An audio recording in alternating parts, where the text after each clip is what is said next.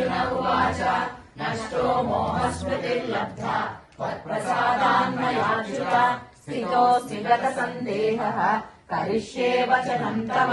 सञ्जय उवाच इत्यहम् वासुदेवस्य पार्थस्य च महात्मनः संवादमिमम श्रौषम् अद्भुतम् रोमहर्षणम् व्यासप्रसादाच्छ्रुतवान् इमम् गुह्यतमम् परम्।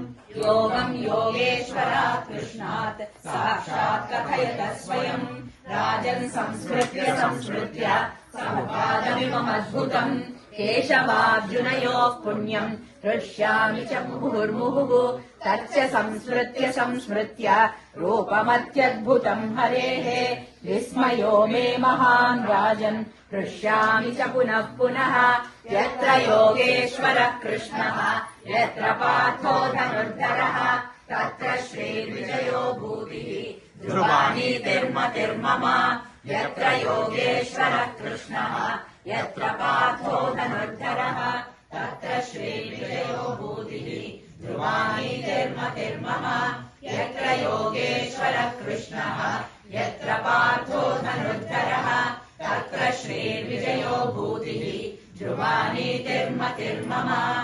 ॐ तत्सदिति श्रीमन्महाभारते